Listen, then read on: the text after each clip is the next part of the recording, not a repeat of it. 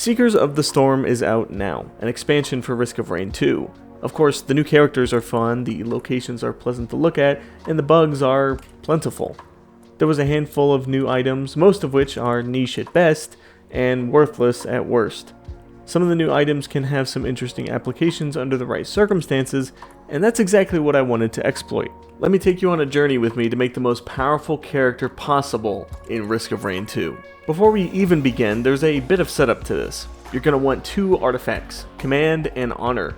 Command lets you choose which items you want when collecting an item, and Honor makes every enemy elite, basically giving them an elemental effect. Obviously, Command makes the game a million times easier, but more importantly, it lets you stack items really consistently, which is what I want to do. Honor, on the other hand, seems like a weird choice, but it'll make sense later. Of course, if you want to do a run like this yourself, you'll want both of these artifacts, but there are some others that could work well too if you want to add more. I chose Bandit because Bandit is awesome, medium difficulty, Command, and Honor. The early stages are going to be somewhat tough since elite enemies are pretty strong, and without items they're even harder to deal with. I get some basic items just to be able to survive, and I actually get lucky with a couple of void items as well. Within the first stage I also get the bones of what will get this setup going. Forgive Me Please and Gore's Tome.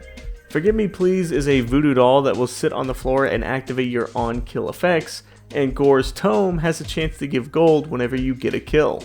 It sounds like free money, and it is free money.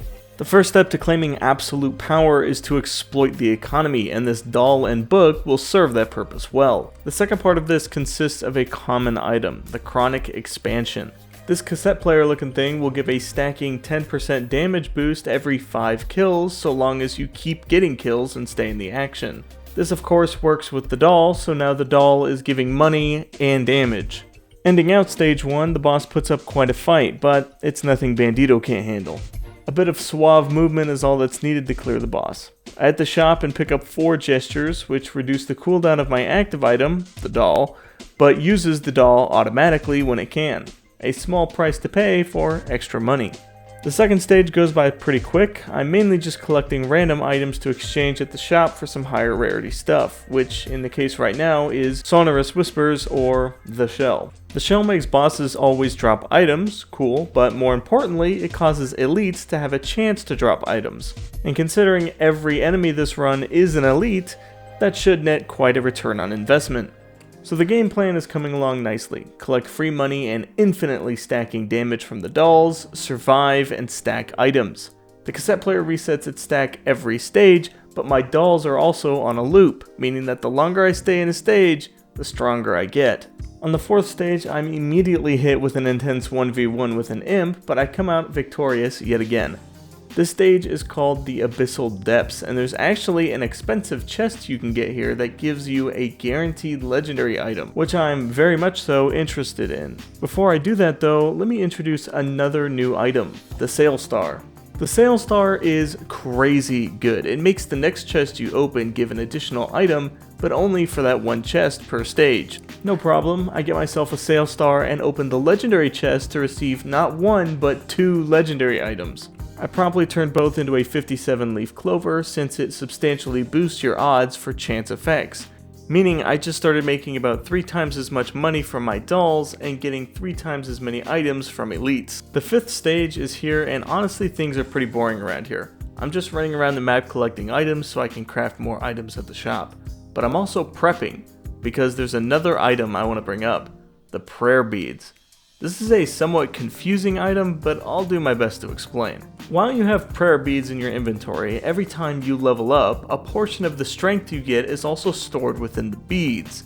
Then when you remove the beads from your inventory, the power they were holding gets transferred to you.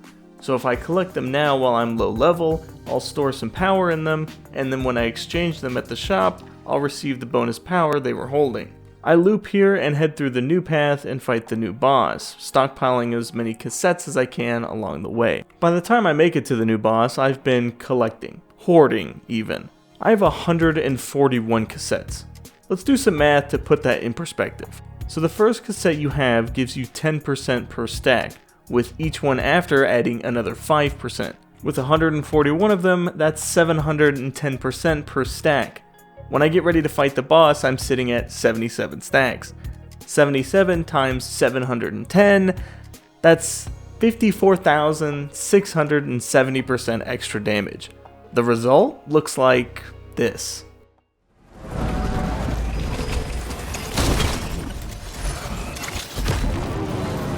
It's a good start, but I think there's room for improvement. So far we're at infinite dolls, infinite money, infinite scaling damage, and infinite swagger, the most important stat of all.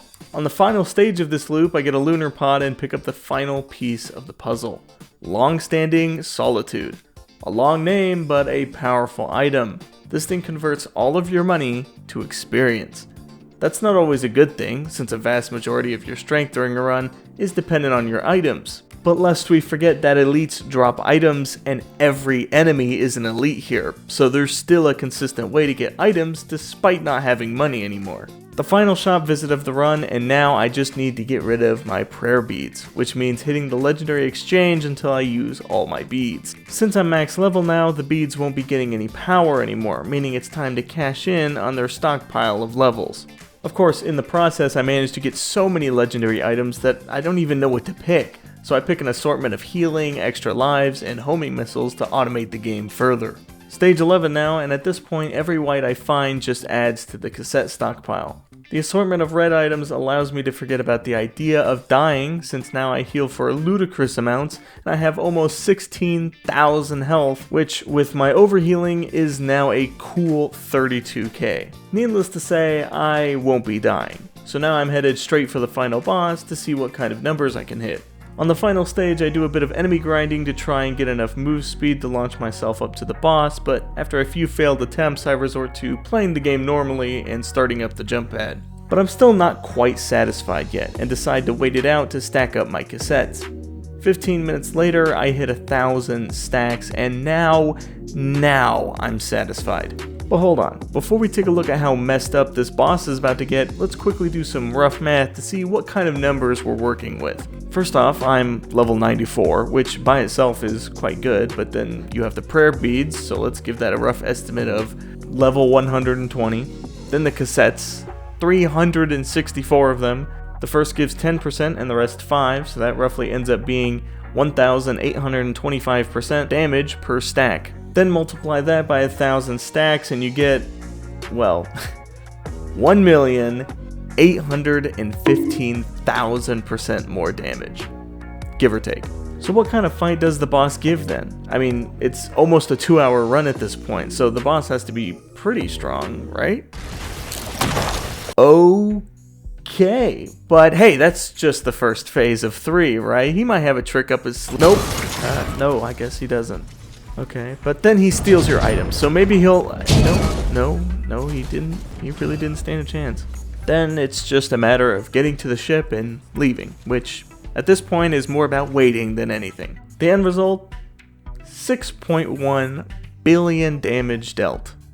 Yeah, that sounds about right. So to recap, we broke the money economy through dolls and gold nuggets, broke the leveling economy through converting money to experience and using prayer beads, broke the item economy by having nearly every enemy drop an item, and finally broke the damage economy by infinitely stacking absurdly high numbers with even higher numbers. So there you go. If you've ever wanted to break nearly every aspect of balance in Risk of Rain 2, now you know how.